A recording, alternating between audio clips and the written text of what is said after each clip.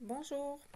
Alors, on commence aujourd'hui la section 4, la dernière section de la session pour le cours de mécanique. Alors, le prochain test qui aura lieu, qui va être le dernier, va porter sur la section 4 et aura lieu le mercredi 3 juin, donc toujours selon votre horaire de la session hiver 2020 pour un jour du mercredi. Donc, la section 4 porte premièrement sur le travail et le principe de conservation de l'énergie. Ensuite, il y a un deuxième volet. Dans le fond, la section 4 englobe deux principes de conservation. Donc, le dernier volet qui va être la section 4.3, ce sera conservation de la quantité de mouvement. On commence aujourd'hui surtout par le travail. Donc, c'est lié un peu à l'énergie quand même. Ça va réviser un peu des notions que vous avez déjà vues au secondaire. Si on commence par regarder la définition d'un travail, on pourrait dire que c'est l'énergie qui est transmise ou prélevée par une force lors du déplacement d'un objet.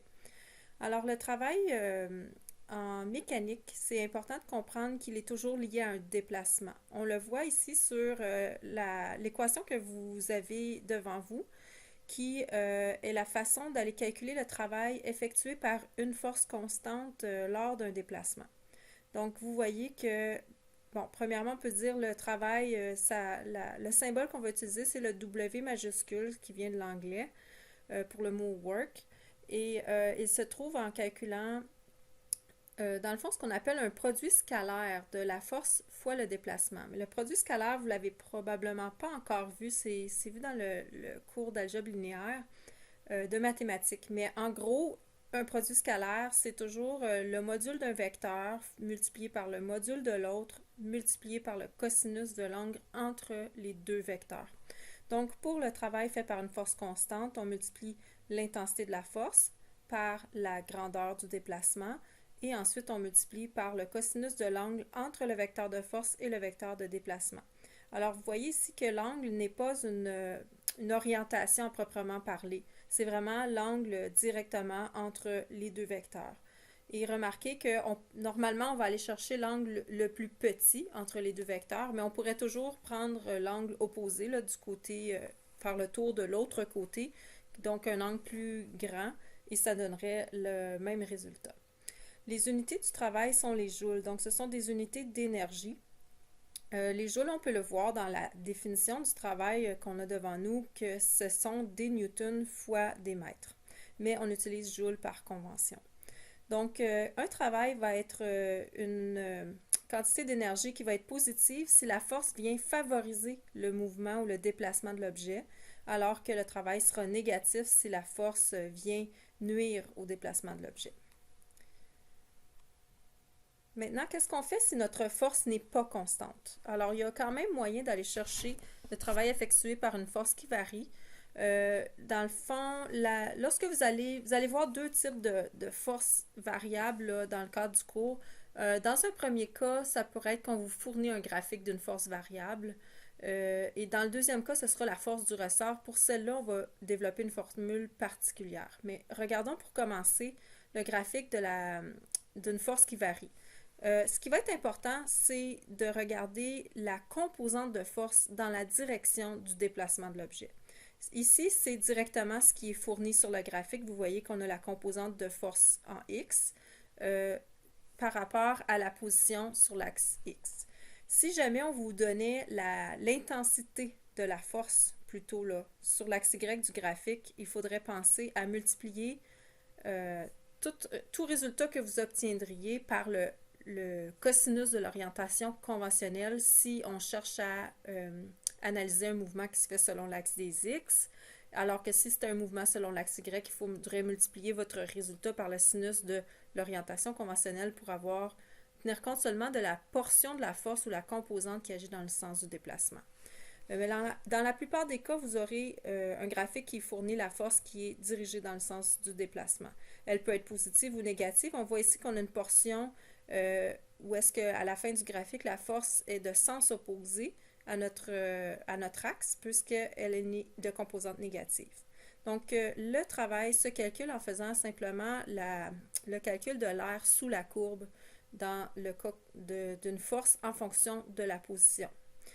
Alors ici, remarquez deux choses. Premièrement, ben, vous le savez déjà que si la force va dans les négatifs, la composante de force, ben, c'est comme si la hauteur du triangle D ici est une valeur négative. Donc, en supposant on a un déplacement qui part d'une position initiale ici qu'on voit au début de la forme A, puis qui se termine à la fin du triangle D, on a une augmentation le long de l'axe de position, ce qui veut dire que la base du triangle ici est positive. Donc, on aurait à ce moment-là un travail négatif pour la portion D du graphique, alors qu'on aurait un travail positif pour les portions A, B et C du graphique. Cependant, il est possible, contrairement à lorsque vous avez fait le calcul de l'air sous la fonction pour dans le cadre de la cinématique, on a fait parfois le graphique de la vitesse en fonction du temps. Le temps, lui, peut seulement augmenter. Donc, on ne se posait pas la question sur le signe de la base là, au niveau de l'axe horizontal.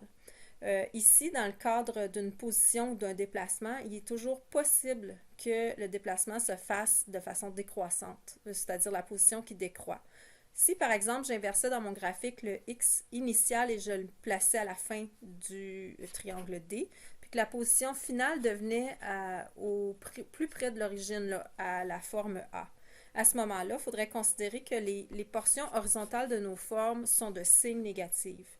Et dans ce cas-là, ça ferait en sorte que pour mon triangle D ici, le travail sur cette portion du mouvement serait un travail positif puisqu'on aurait un déplacement négatif qui correspond à la base du triangle le long de l'axe de la position, multiplié par une composante de force qui est négative. Donc, deux négatifs qui s'annulent. Ensuite, on divise par deux puisqu'on cherche l'aire d'un triangle.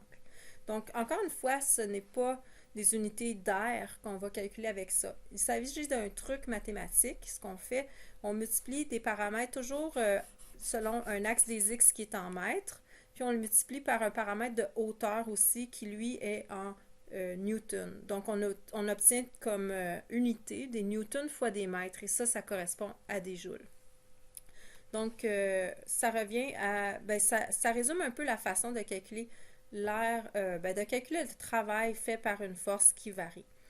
Maintenant, une force variable qui va revenir très souvent dans la section 4, c'est la force exercée par un ressort. Okay, je vous montre ici la petite animation qu'on avait vue au début de la session qui montre clairement que l'intensité de la force ici augmente à mesure que le ressort s'éloigne de sa longueur naturelle. Donc, c'est une force qui varie selon la position de l'objet. Donc, si l'objet se déplace, la force change d'intensité. Elle change même de direction selon si on a une compression ou une élongation du ressort. Là, le module de la force d'un ressort se calcule par la loi de Hooke. Okay? Si on connaît par exemple un paramètre qu'on appelle l'allongement ou l'étirement du ressort. Donc, on va le désigner par le symbole delta L. Ici, remarquez que delta L, on considère qu'il s'agit d'une valeur absolue. Okay? Fait que pendant que mon ressort se déplace, j'aurai un delta L qui est croissant ici quand il s'étire, mais aussi j'aurai un delta L aussi qui augmente ici quand on a une compression. Dans les deux cas, on considérait que c'est positif. Supposons que j'ai mon origine ici à l'endroit où mon ressort est à sa longueur naturelle, puis qu'il va s'étirer de 10 cm, puis ensuite revenir et se comprimer d'un 10 cm. Donc, l'allongement ici au bout serait de 10 cm, mais en mètres, 0,1 mètre, et ici aussi, il serait de 0,1 mètre. Donc, ça, c'est la façon qu'on a défini delta L, toujours en valeur absolue. Ensuite, si on multiplie l'allongement, le longement que j'ai présenté, ça, c'était le maximal, mais il y a toutes sortes d'allongements en chemin. Donc, si on multiplie un allongement à un moment précis, fois la constante d'élasticité du ressort avec lequel on travaille, on va obtenir la force qu'on appelle la force de rappel ou la force élastique du ressort à cet allongement ou compression-là. Donc, ici, si on analyse un peu les unités, la force nécessairement doit être des newtons.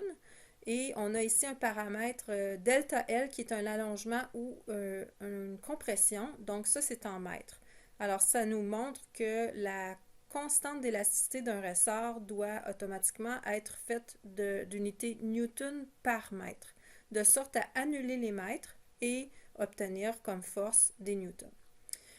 Donc, cette loi-là a été élaborée par Robert Hooke pas en 1635, ça c'est l'année de sa naissance, là, mais disons dans le siècle, le 17e siècle. Alors, on voit aussi que si on transpose ça sur un graphique, il s'agit d'une fonction linéaire qui passe par 0, 0.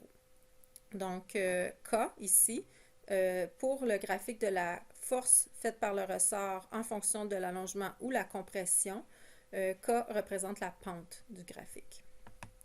Donc, si on vous demande de calculer la force faite par un ressort, par exemple, si on voulait trouver l'accélération à un certain endroit du mouvement du bloc au bout du ressort, comme la force au bout du ressort varie, l'accélération de ce bloc-là varie aussi en fonction de sa position.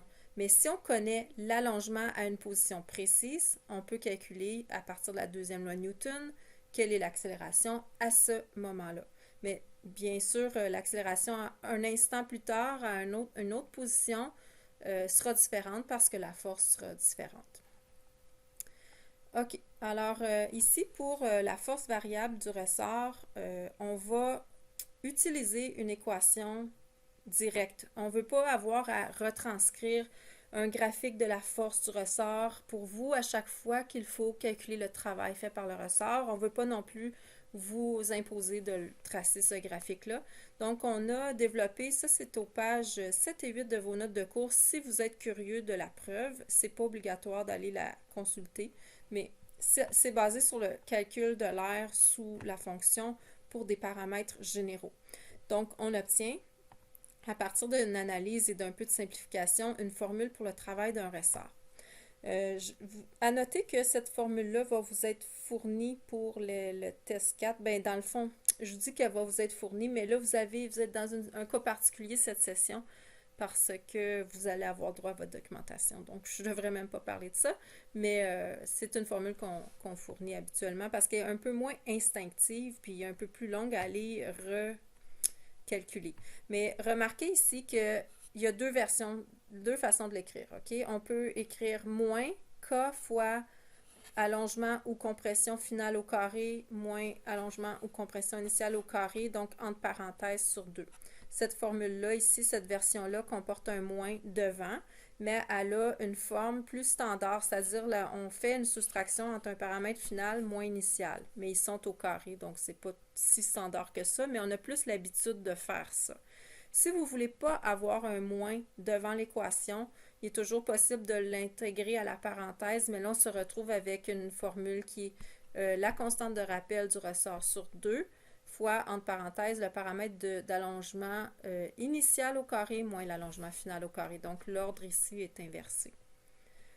Alors, dans tous les cas, vous voyez, le travail se fait lorsqu'il y a un déplacement. Donc, logiquement, on aura des allongements et des compressions différentes au début et à la fin.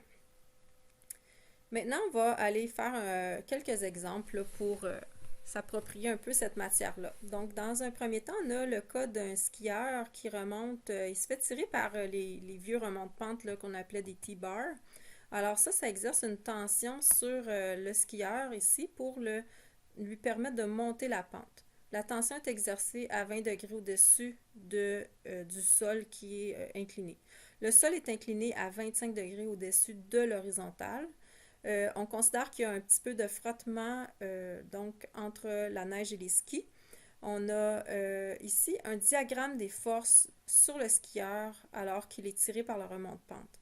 C'est important de comprendre que quand on va travailler avec le travail, on va devoir utiliser beaucoup des calculs d'angle. C'est pas nécessairement des composantes, c'est-à-dire on n'utilise pas tout à fait l'orientation.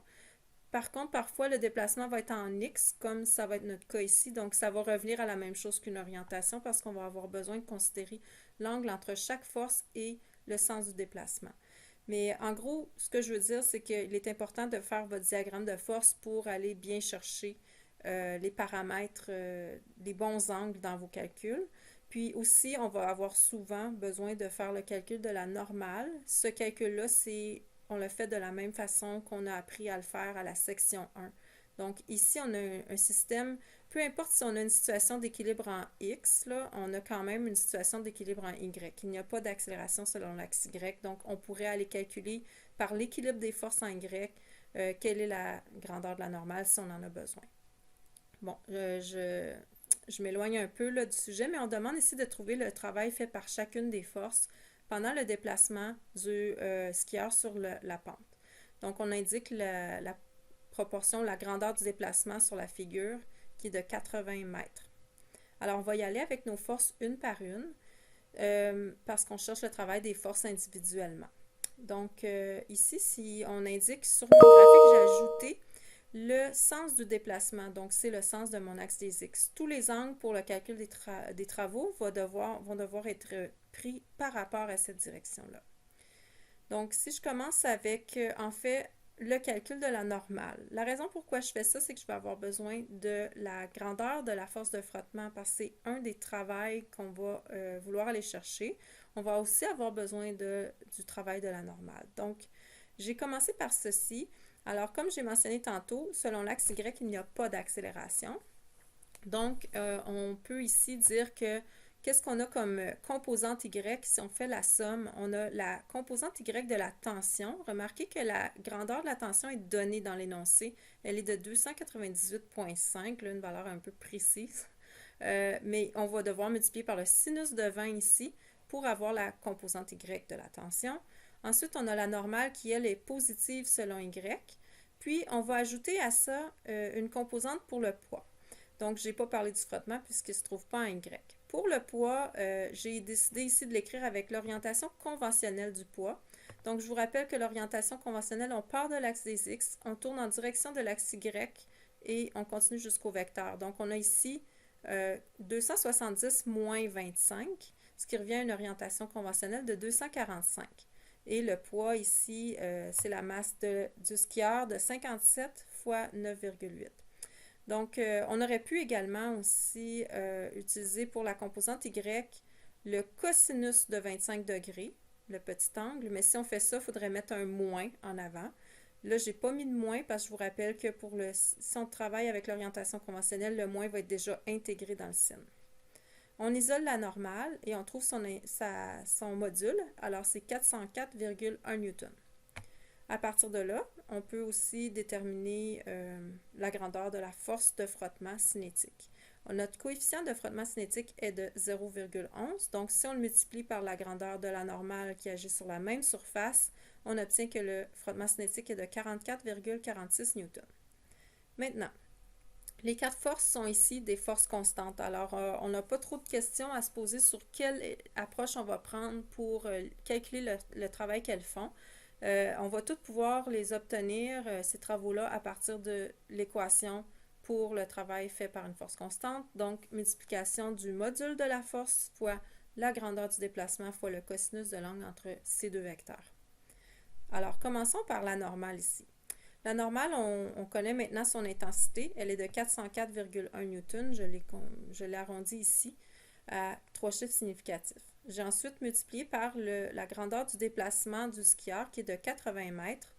Puis là, je multiplie par l'angle entre le sens du déplacement ici, donc selon l'axe des X, et la normale. Donc, on y va ici avec l'angle le plus direct entre les deux. C'est 90 degrés, ils sont perpendiculaires. Mais le cos de 90 degrés, ça donne 0. Dans le fond, ici, la normale fait un travail nul. Pourquoi? Vous regardez ici, c'est que la normale ne penche pas en direction du déplacement, donc elle ne le favorise pas, le déplacement, et elle ne penche pas non plus en sens contraire au déplacement. Donc, en étant perpendiculaire, elle ne fait pas de travail, elle ne contribue pas elle ne nuit pas non plus au déplacement. Ensuite, si on regarde le travail fait par la tension, lui, pour ce travail, on s'attend à obtenir un travail positif parce que la tension, clairement, ici, vient favoriser le déplacement du skieur vers le haut de la pente. Alors, on y va avec le module de la tension. Alors, on a 298,5 newtons. On multiplie par delta S ici, qui est mon déplacement, son intensité de 80 mètres, et par le cosinus de l'angle entre le déplacement, ici le long de la pente, et la tension. Donc, on a un angle de 20 degrés. Vous remarquez là, que c'est jamais un sinus pour le calcul de notre travail fait par une force constante, c'est tout le temps un cosinus qui vient de lorsque vous allez apprendre le produit scalaire. OK, alors ce calcul nous donne un travail assez élevé, là, parce qu'on parle ici d'une grande masse et d'une distance assez élevée, donc c'est 22 440 joules. Ensuite, on va calculer le travail fait par le poids. Donc là, le poids, on ne parle pas du tout d'une composante ici. On se réfère à l'équation qu'on utilise, c'est l'intensité de la force. Donc très important ici, on met juste la grandeur du poids. Donc la grandeur du poids qui est la masse de la personne, le skieur, donc 57 fois 9,8. Ça nous donne un poids de module 558,6. Je n'ai pas fait de calcul d'angle ici, c'est juste la grandeur du poids. Je multiplie ensuite par la grandeur du déplacement, 80 mètres. Et là, je vais chercher l'angle entre mon déplacement et le poids. Donc là, ce n'est pas, c'est vraiment le calcul d'un produit scalaire. Alors, on peut aller chercher l'angle directement entre les deux vecteurs. Vous voyez ici, j'ai été chercher l'angle entre le delta S et mon poids. Donc, j'ai fait 90 plus 25, ce qui équivaut à 115 degrés. Donc, cosinus de 115 degrés ici. Remarquez qu'on pourrait toujours aller chercher l'angle de l'autre côté, ça donnerait le même cosinus. Puis dans ce cas-ci, ça équivaudrait à l'orientation de notre poids. Mais pour le travail, je n'ai pas tendance d'y aller avec l'orientation conventionnelle parce que si jamais le déplacement n'est pas selon l'axe des X, ça risque de vous induire en erreur. Alors pour le poids, lui, on obtient un travail négatif. Vous voyez dans le fond que le poids vient nuire au fait que la skieuse veut monter la pente. Donc, c'est logique que ce soit une perte d'énergie ici. Alors, on a moins 18 886 joules pour le travail du poids. Puis, finalement, on va aller chercher le travail fait par la force de frottement. Donc, notre force de frottement, on a le module de 44,46 newtons. On multiplie toujours par le même déplacement de 80 mètres. Et le frottement, lui, est de sens tout à fait opposé à notre déplacement. Donc, on multiplie par le cos de 180 degrés et on obtient un travail négatif. Là, donc, encore une fois, le frottement qui vient nuire à l'ascension de la pente. Donc, c'est moins 3557 joules. Voilà pour le premier exemple. Maintenant, je vous présente, j'ajoute deux autres équations à ce qu'on a vu. Donc là, on a vu comment calculer le travail fait par une force. Maintenant, un petit rappel d'une quantité d'énergie qu'on appelle l'énergie cinétique. Alors, tout objet, s'il a une vitesse, a une énergie de type cinétique. Donc, bien sûr, il faut qu'il y ait une masse non négligeable aussi. Donc, vous connaissez ce paramètre-là, sûrement, vous avez probablement déjà utilisé au secondaire. Alors, l'énergie cinétique, on va utiliser comme symbole la lettre K majuscule, ce qui vient encore une fois de l'anglais, mais c'est assez standard dans la littérature. Ensuite, on la calcule en faisant 1/2 fois la masse fois le module de la vitesse de l'objet au carré. Donc ça nous donne une énergie en joules, mais ça donne une énergie à un instant précis, ok? Parce que contrairement au travail, lui, c'est une variation d'énergie. Le travail entre deux points ou le long d'un déplacement. Ici, l'énergie cinétique, elle est calculée à un moment précis, à un endroit précis, selon la vitesse que l'objet a à ce moment-là. On va voir aussi le théorème de l'énergie cinétique. Celui-ci fait un lien entre l'énergie cinétique et le travail. Donc, le théorème de l'énergie cinétique dit que si on calcule le travail net sur un objet pendant un certain déplacement, donc, qu'est-ce qu'on va dire par travail net? En fait, c'est simplement la somme du travail fait par chacune des forces qui agissent sur l'objet pendant le déplacement. Donc, c'est le travail total, autrement dit. Ça va toujours être égal à la variation d'énergie cinétique de l'objet. Il y a une certaine logique dans ce théorème-là. Dans le fond, c'est que le travail net fait un bilan énergétique. Donc, lorsqu'il est positif, on est venu fournir de l'énergie à l'objet. Ça peut faire augmenter sa vitesse. Et lorsque le travail net est négatif, bien là, ça ferait ralentir l'objet puisqu'on lui fait perdre de l'énergie. Donc, c'est pour ça que c'est égal à la variation de l'énergie cinétique le long du déplacement. Donc, on va voir maintenant des exemples pour un peu voir comment on peut utiliser ça. Entre autres, ça peut servir à trouver la vitesse finale, par exemple, à la fin d'un déplacement.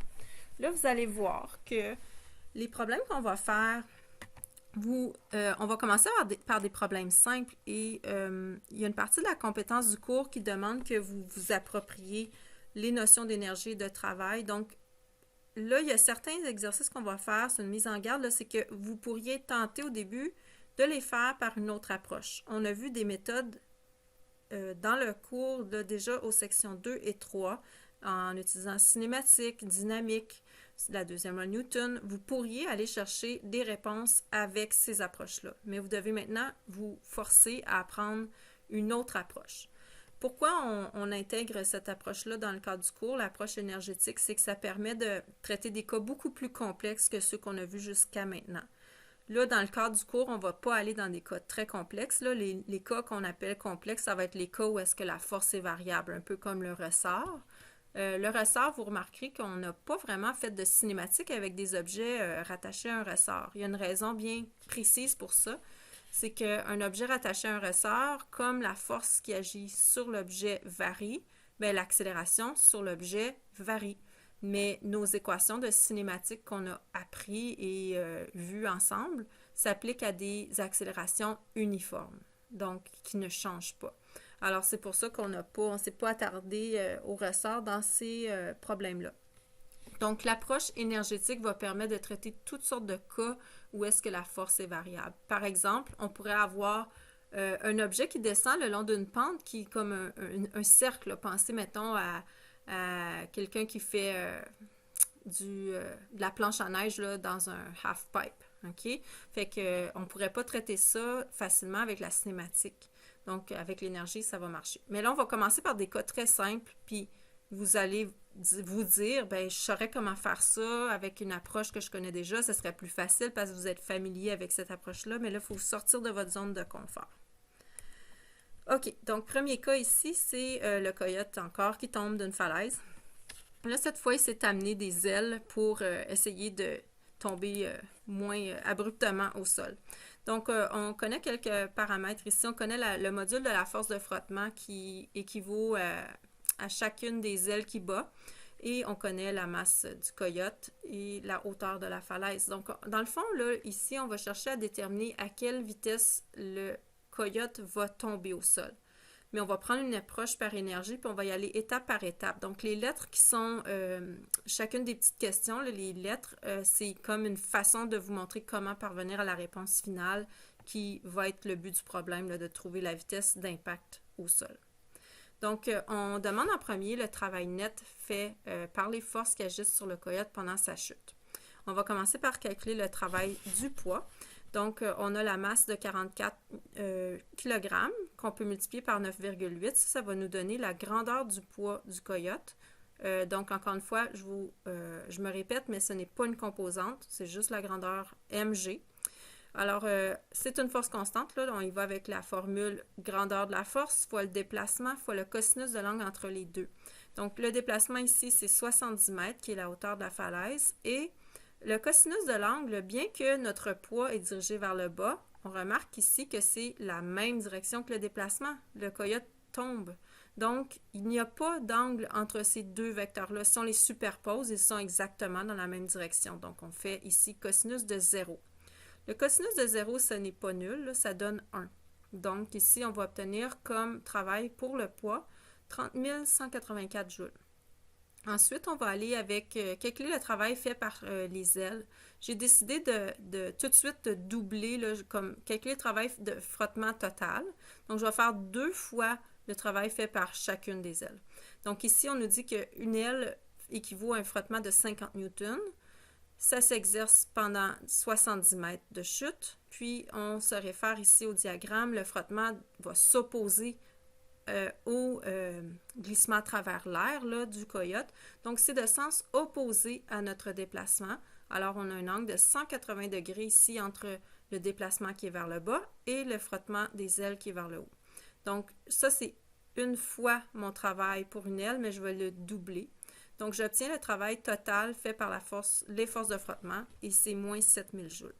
Alors, le travail net, ici, c'est la somme du travail fait par chacune des forces. Donc, j'ai un travail de 30 184 joules auquel j'additionne une perte donc un travail négatif de 7000 joules.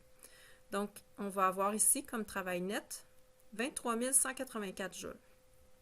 Ensuite, on demande quelle est la variation d'énergie cinétique subie par le coyote. Donc, ici, on se réfère au théorème de l'énergie cinétique, selon lequel le travail net est directement égal à la variation d'énergie cinétique. Donc, il n'y a pas de calcul à faire.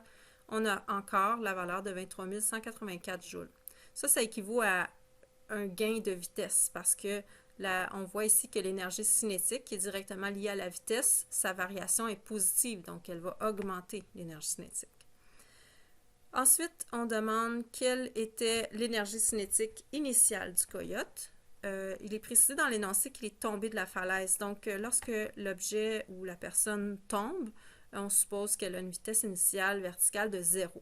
Donc ici, l'énergie cinétique initiale du coyote était de 0. Ça nous permet ensuite de déduire quelle est son énergie cinétique finale au moment où il arrive au sol. Parce que delta K, la variation d'énergie cinétique, on l'a déjà ici, c'est 23 184 joules. On sait que l'énergie cinétique initiale était de 0, alors on isole l'énergie cinétique finale. Ce n'est pas un gros calcul, ça nous donne encore une fois 23 184 joules. Donc de là, on peut aller calculer quelle est la vitesse du coyote au moment où il arrive au sol. Puisque notre énergie cinétique finale est de 23 184 joules et que ça, c'est égal à 1/2 fois la masse fois la vitesse finale au carré du coyote, on obtient ici, en faisant le calcul, que la vitesse à laquelle il arrive au sol, bon, je l'ai mis en km/h, mais si on l'avait en mètres par seconde, c'est 32,46 mètres par seconde. Donc, ces ailes n'ont pas été très, très utiles. OK, donc si on transforme ça en km/h, c'est très élevé, là, c'est 117 km/h. Et voilà. Donc, ici, comme j'ai mentionné, plus tard, un peu dans votre cheminement, ça se pourrait qu'on demande directement, à partir de l'énoncé, la vitesse finale. Ça va être à vous de penser à ces petites étapes-là. On ne va pas toujours vous guider à travers les calculs, mais pour les exercices au début, on va quand même pas mal le faire. OK. Alors, prochain exemple. Dans celui qu'on vient de faire, il n'y avait pas vraiment d'angle. On va aller en faire un autre avec des angles. Et avec celui-là aussi, on va prendre l'approche inverse. On va se servir de l'énergie cinétique pour aller calculer une force inconnue. Donc, plutôt que de passer par la deuxième loi de Newton, comme je vous ai dit, on pourrait bien aller calculer la force ici par la deuxième loi de Newton, mais on va aller prendre une autre approche. Donc, on nous donne différents paramètres. Ici, on dit Elvis est en train d'essayer de monter un gros ampli le long d'un plan incliné. Puis, il y a beaucoup de frottement. Donc, quelle est la force de tension faite par Elvis s'il fait monter l'ampli à vitesse constante? Donc, ça, c'est une information qui peut parfois passer inaperçue, mais qui est vraiment capitale dans l'énoncé, c'est que la vitesse est constante. Parce qu'on commence ici en nous demandant quelle est la variation de l'énergie cinétique de l'ampli pendant qu'il monte. Alors ici, bien qu'on n'a aucune idée de la vitesse exacte à laquelle l'ampli monte, ce qu'on sait, c'est qu'il n'y a pas de variation de la vitesse. Vous pouvez décortiquer là, le delta K. Delta K, c'est 1/2 fois la masse fois la vitesse finale au carré, moins 1/2 fois la masse fois la vitesse initiale au carré. Mais si la vitesse initiale et la vitesse finale sont identiques, on se trouve à soustraire deux nombres identiques. Donc, la vitesse constante implique qu'il n'y a pas de variation d'énergie cinétique. De là, ça implique que la somme du travail de toutes les forces va donner 0 parce que d'après le théorème de l'énergie cinétique, et ça c'est la question B, quel est le travail net fait par les forces sur l'ampli? Mais ça doit être égal à la variation d'énergie cinétique, donc à 0. Alors, on demande après ça le travail fait par la force gravitationnelle, donc sur l'ampli. Alors, la force gravitationnelle ici va être la masse en kilogrammes fois 9,8, donc l'intensité de la force gravitationnelle ou le poids. On multiplie ensuite par la grandeur du déplacement, qui est de 6 mètres, et ensuite par le cosinus de l'angle entre notre poids ici, qui est vertical, et le sens du déplacement qui est vers le haut du plan incliné. Donc, ça équivaut ici à 90 degrés plus le 35 degrés. donc 125 degrés. Si vous allez chercher l'angle de l'autre côté, c'est équivalent. Vous pouvez aussi donc prendre un angle de 235 degrés. Alors, le travail du poids ou de la force gravitationnelle, c'est moins 1618,9 joules. Ensuite, on demande le travail fait par la force normale. Le travail fait par la force normale, c'est fréquemment zéro. Mais méfiez-vous quand même, il y a quelques scénarios où ça ne le sera pas. Mais la normale ici, elle est encore perpendiculaire au sens du déplacement. Donc, ça nous fait un cos de 90 degrés. Fait que peu importe la valeur de la normale, son intensité n, ça va nous donner un travail nul. Alors, jusque-là, on n'avait pas vraiment besoin de calculer l'intensité de la normale. Mais on ne s'en tirera pas parce qu'il y a un frottement cinétique ici. S'il n'y avait pas eu de frottement cinétique, on n'aurait jamais eu besoin de calculer ici l'intensité de la normale. Mais là, à cause qu'on va avoir besoin du frottement, on va aller calculer la grandeur de la normale quand même. Donc, on applique ici la condition d'équilibre en Y. Selon l'axe Y, la somme des composantes de force doit donner 0 puisqu'il n'y a pas d'accélération. Alors ici, j'ai inséré la composante Y du poids. Donc, mon poids qui est de 470,4 newtons, je multiplie par le sinus ici de l'orientation conventionnelle de 235 degrés, c'est-à-dire 270 moins le 35. Et j'ajoute la composante, la grandeur de n, puisque c'est une composante entièrement positive, et le tout doit donner 0 parce qu'il n'y a pas d'autre force selon y. Alors, j'obtiens ici que la normale a une intensité de 385,3 newtons. J'en déduis que la force de frottement cinétique, ça va être le coefficient de frottement cinétique qui est fourni de 0,32 fois la grandeur de la normale. Donc, j'obtiens un frottement cinétique de 123,3 newtons.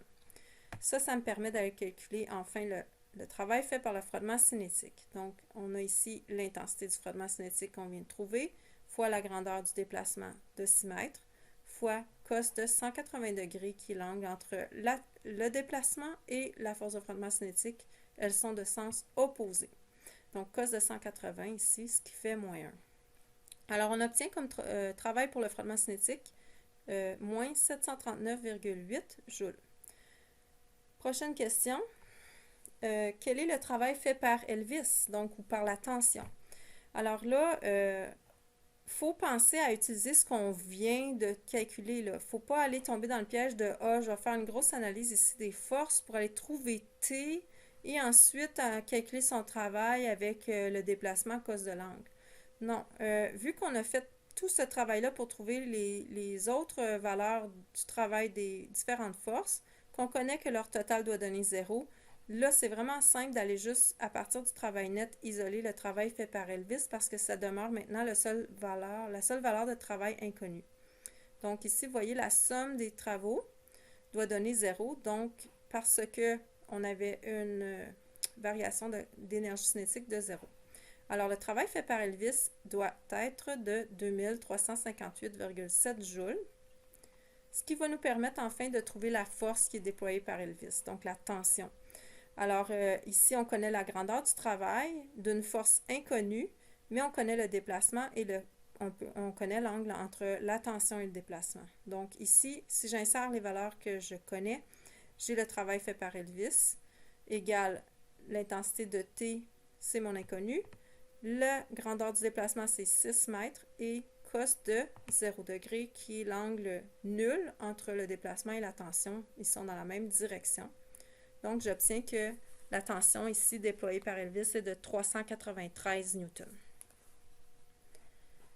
OK. Fait comme je vous ai dit, là, au début, c'est un petit peu frustrant d'apprendre cette méthode-là parce que c'est plus long quand on est habitué de travailler avec la deuxième loi de Newton, mais quand on va aller vers des problèmes plus complexes, ça va devenir plus simple que de travailler avec la deuxième loi de Newton puis la cinématique.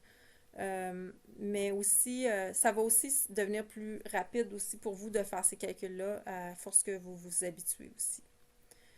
OK, on fait un autre exemple maintenant en une dimension avec un ressort, puis après ça, on va regarder, je dis une dimension, ouais, c'est ça, seulement selon l'axe des X, puis après ça, on va regarder un cas qui est sur un plan incliné avec un ressort. Donc, commençons par le premier ici à l'horizontale.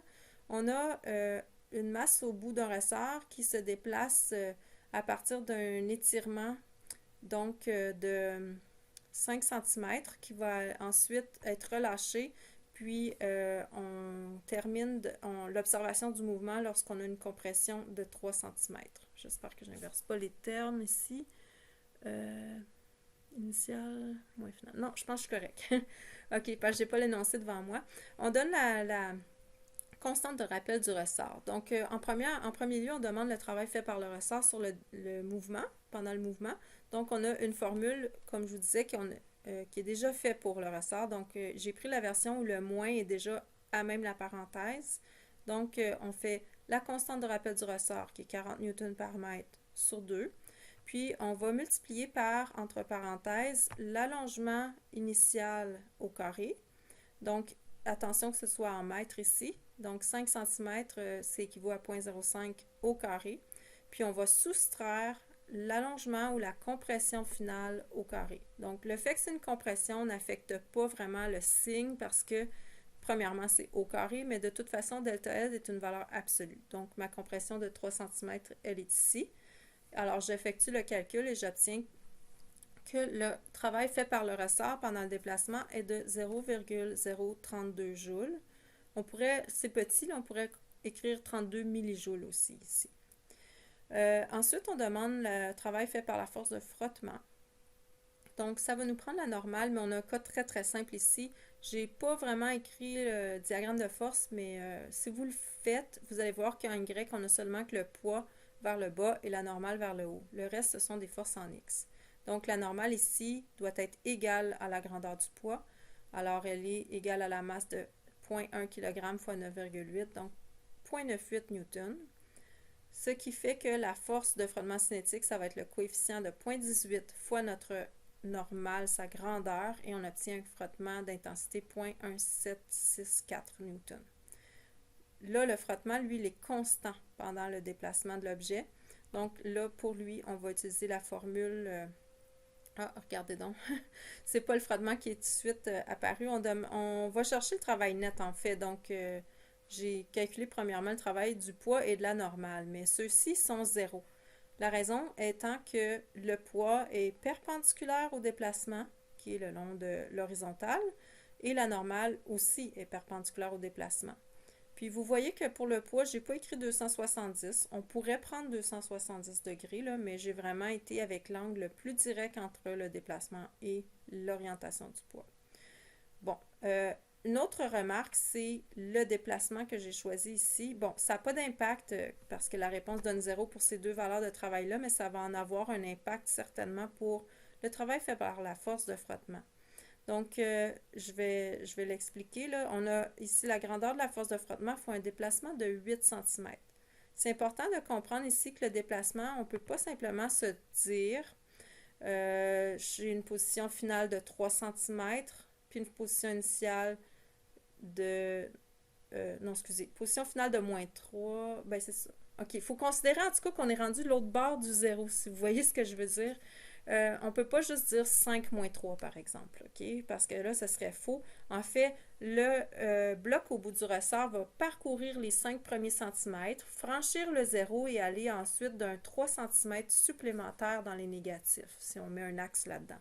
Donc, il a parcouru un déplacement d'une grandeur de 8 cm. Et là, on a le cos de 180 degrés entre le frottement et le déplacement. Puis, on obtient que le travail fait par le frottement est de moins 0,0141 joules ou 14,1 millijoules. Donc, le travail net ici, ça va être la somme des travaux des 4 forces qui sont en jeu. Alors, on en a seulement 2 qui sont non nulles. On en fait la somme et on obtient le travail net qui est de 0,0179 joules ou 17,9 millijoules. La dernière question, c'est de trouver quelle est la vitesse finale de notre objet à l'endroit où on arrête d'observer le mouvement, donc à la compression de 3 cm. On sait que le travail net va être égal à la variation d'énergie cinétique. Donc, le travail net qu'on vient de trouver, c'est 0,0179 joules, c'est égal à delta K. Delta K, c'est l'énergie cinétique finale moins l'énergie cinétique initiale. Donc, je vais écrire ici mes valeurs. non, pas vrai. En fait, je vais commencer par considérer, ben, j'ai décortiqué le cas final moins cas initial, mais cas initial, c'est 1/2 fois la masse de l'objet fois la vitesse initiale au carré, mais on a relâché la masse. Donc, la vitesse initiale était de 0. Donc, il n'y aura pas le terme ici à la fin. C'est fréquent dans nos problèmes, mais faites attention de ne pas confondre K et delta K. C'est-à-dire, delta K n'est pas toujours égal à 1/2 fois la masse fois la vitesse finale au carré. Ça l'est fréquemment, mais parfois, il y a une vitesse initiale qui n'est pas 0. Donc, il faut toujours penser qu'il y a deux termes là-dedans. Alors, on y va ici pour calculer l'intensité de la vitesse finale. Donc, à partir de notre masse et notre énergie cinétique finale. On obtient que l'objet se déplace à 0,598 mètres par seconde au moment où le ressort est comprimé de 3 cm. À remarquer ici qu'on vient de faire un premier exercice qu'on n'aurait pas pu trouver là, par cinématique. Alors, comme j'ai mentionné tantôt, à cause que le ressort est en train de varier sa force à mesure qu'il change de longueur, ça fait que le bloc au bout a une accélération qui est variable. Donc, même on aurait beau essayer de calculer la force faite par le ressort, son accélération, à chaque instant, l'accélération change. Donc, on ne peut pas appliquer une équation de cinématique, par exemple, vitesse initiale égale vitesse finale égale vitesse initiale plus l'accélération fois le temps. Toutes ces quatre équations-là ne seraient pas applicables ici à cause que l'accélération varie. OK, alors on fait un dernier exercice avec un ressort sur un plan incliné.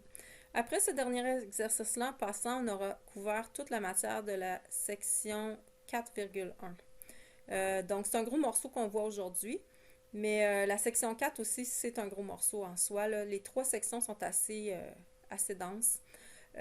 Puis, on va passer un peu plus de temps sur les deux autres sections.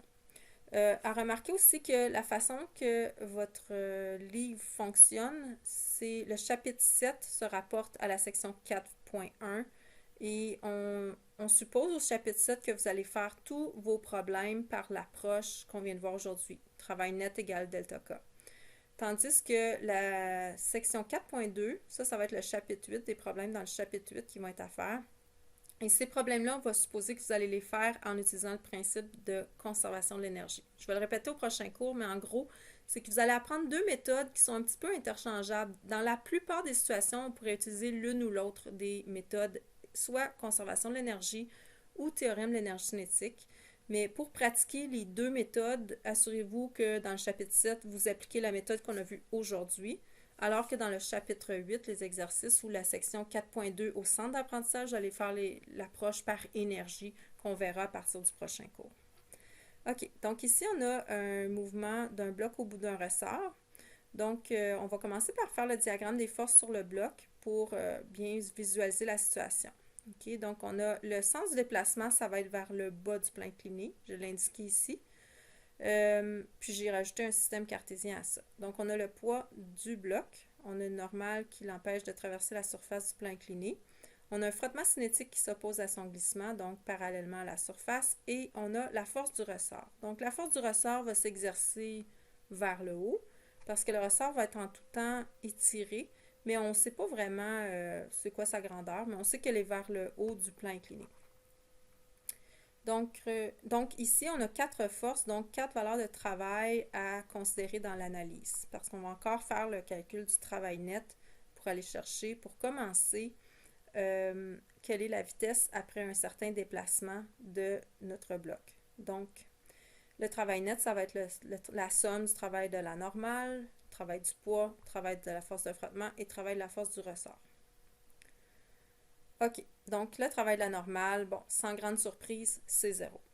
OK, j'ai même pas pris la peine de calculer la normale pour répondre à ça. Je sais que ici, ce vecteur-là est perpendiculaire à mon déplacement qui descend le long du plan incliné. Alors, c'est 90 degrés ici l'angle. Donc, peu importe la grandeur de la normale ou le déplacement, ça me donne 0. Maintenant, pour le travail fait par le poids, le poids est une force constante, donc je vais utiliser l'approche force fois déplacement à cause de l'angle. La force en question est la grandeur du poids. Okay? C'est simplement la masse de 2 fois 9,8. Le déplacement, on cherche la vitesse après un déplacement de 20 cm vers le bas du plan incliné.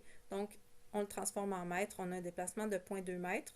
Et on va multiplier par le cosinus de 53 degrés. 53 degrés, c'est l'angle ici entre le sens du déplacement et le vecteur du poids. Comment j'ai trouvé le 53 degrés? On sait que l'angle d'inclinaison du poids de la pente, excusez-moi, je vais reculer. Je pense que c'est 37. Oui, 37.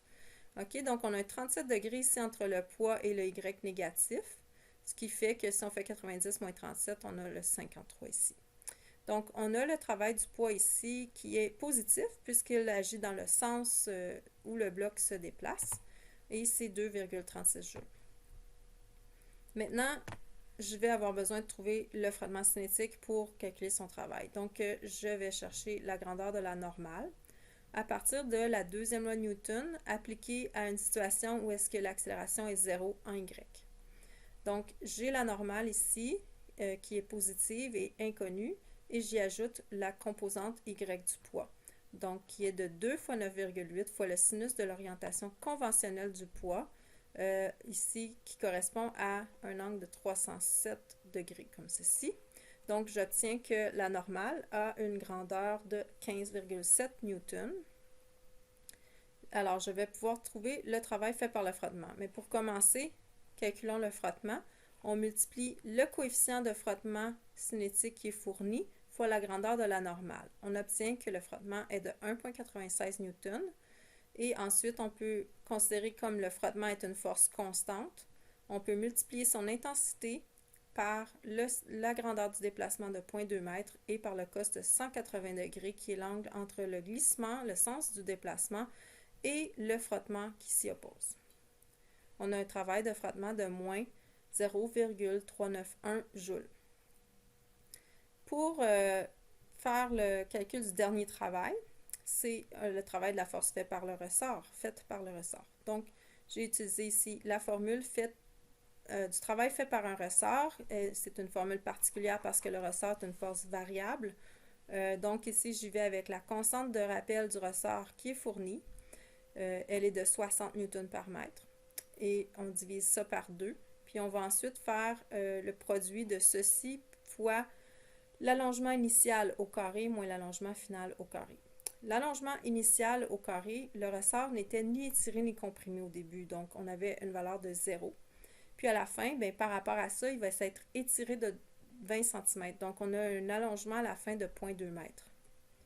On obtient que le ressort fait un travail négatif. Il s'oppose ici au déplacement de l'objet. On a moins 1,2 joules. Maintenant, on va chercher le travail net en faisant la somme du travail de chacune des 4 forces. On obtient un bilan de 0,768 joules, ce qui va être égal à la variation de notre énergie cinétique. Donc, l'énergie cinétique ici, qui est la variation d'énergie cinétique, qui est l'énergie cinétique finale moins initiale, va être égale à 0,768 joules. On est encore dans une situation où la vitesse initiale était de 0. Donc, ce terme-là ici va pouvoir être négligé. Puis, on va pouvoir calculer la vitesse finale lorsque le ressort est rendu allongé de 20 cm. On obtient 0,876 mètres par seconde. Bon, ça fait presque le tour. Il nous reste une dernière sous-question, mais non la moindre. OK? Donc là, on demande quel est l'allongement maximal du ressort si on le laisse aller complètement là. Donc, c'est-à-dire on a relâché le bloc, le ressort s'étire, mais il va avoir une valeur éventuellement maximale où le ressort, comme dans le fond, il va pouvoir commencer à tirer l'objet suffisamment pour que l'objet se remette à monter. Ou encore, il y a des scénarios avec un frottement où est-ce que peut-être l'objet va juste carrément s'arrêter à cet endroit-là. Mais ça, c'est pas trop important. Ce qui est important de comprendre, c'est que à l'allongement maximal, le bloc va atteindre la vitesse de 0 avant potentiellement de remonter. Donc, on est parti d'une vitesse de 0 au début, puis à la fin, bon, il a accéléré, il a ralenti encore, excusez, j'ai de la misère à le dire, mais il arrive à une vitesse de 0, puis après ça, il pourrait se remettre à monter. Donc, là, remarquez que j'ai choisi de travailler sur l'intervalle qui part du début, quand on relâche le ressort, jusqu'à la fin quand il atteint son allongement maximal. Mais on pourrait faire le choix, si on voulait, de travailler sur un autre intervalle qui est à partir de l'allongement de 20 cm, la vitesse qu'on vient de trouver, et ensuite jusqu'à ce qu'il atteigne l'allongement maximal. Je trouve qu'il est plus facile de faire le choix que je vous montre parce que on a deux vitesses nulles. La vitesse était nulle au tout début, puis elle devient nulle lorsque l'allongement maximal est atteint. Donc, on va avoir un chiffre de moins à traiter simplement. Donc ici, la variation d'énergie cinétique va être de 0 parce que peu importe qu'il y a eu des variations entre-temps, il y a eu une vitesse là, entre le moment initial et le moment final, mais si on considère seulement les moments initial et final, ben, il n'y a pas de variation, ils sont à la même vitesse de 0, ces instants-là. Donc, le travail net doit être égal à 0. Maintenant, si je regarde le travail de la normale, toujours 90 degrés, la normale, sa direction entre elle et le déplacement, donc elle ne fait pas de travail. OK, on s'en va où avec ça? Là, on cherche l'allongement maximal. Fait que finalement, on pourra... Tantôt, on avait considéré un allongement de 0,2 mètres. Mais là, cette fois, on ne connaît pas l'allongement. On sait juste qu'il va être plus que 0,2. Donc, notre nouvelle, disons, variable inconnue, ça va être l'allongement du ressort. OK? Donc, toutes les valeurs de travail qu'on va calculer vont dépendre de cet allongement-là. Si je considère que mon moment de départ, c'est quand je relâche l'objet, ça, c'est une autre raison pourquoi c'est plus facile de le faire comme ça, c'est que si le moment de départ, c'est où est-ce que l'objet est relâché, ça, c'était l'endroit où il n'y avait pas d'allongement du ressort. À ce moment-là, le ressort s'étire d'une valeur qu'on cherche. Supposons que c'était 30 cm. Alors, notre déplacement serait également égal à cette valeur-là de 30 cm. Donc, notre déplacement et notre allongement maximal vont être égaux. Je vais pouvoir utiliser la même variable pour les deux.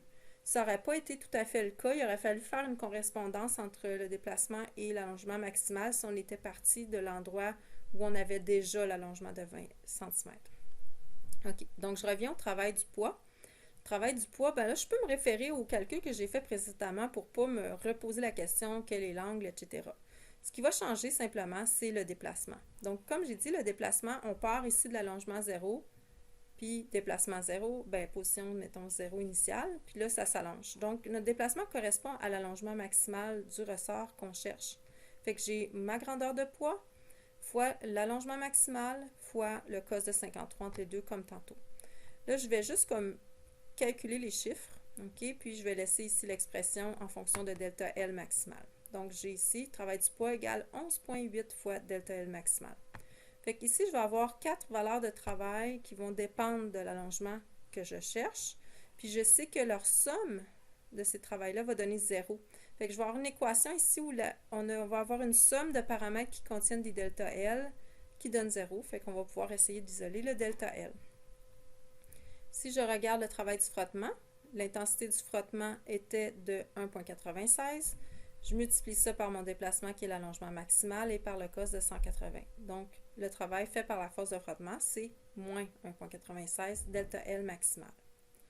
Pour le ressort, alors là, j'ai la formule particulière pour le ressort puisqu'il est une force variable. Donc, travail du ressort, c'est la constante de rappel sur 2, 60 sur 2, fois l'allongement initial au carré, ça c'était 0 quand je relâche l'objet. Et à la fin, il est à l'allongement maximal que je recherche. Ça, c'est donc soustrait et c'est au carré. Fait que j'obtiens que le travail fait par le ressort, c'est moins 30 fois delta L maximal au carré. Alors, si je résume, la somme de mes 4 travaux, ici, donne 0. Donc, je vais pouvoir isoler le delta L maximal. Oups, OK, ça n'a pas apparu dans le bon ordre, mais en gros, c'est ceci. Théorème de l'énergie cinétique, c'est notre point de départ. Le travail net ici va être égal à notre delta K qu'on établit comme étant 0. Le travail net, c'est la somme des travaux. Donc, 0 ici va être égal à la somme 11,8 delta L max moins 1,96 delta L max moins 30 delta L max au carré. On a une équation de deuxième ordre, mais pas vraiment, parce qu'il n'y a pas de terme constant. Donc, si je divise mon équation par delta L max, tous les termes, bien, je vais annuler un des ordres. Donc, ici, je vais me retrouver avec, j'ai combiné là, non, c'est pas vrai, attendez, j'ai le 30 delta L max qui est négatif, je l'ai rapporté à gauche, donc ça devient positif.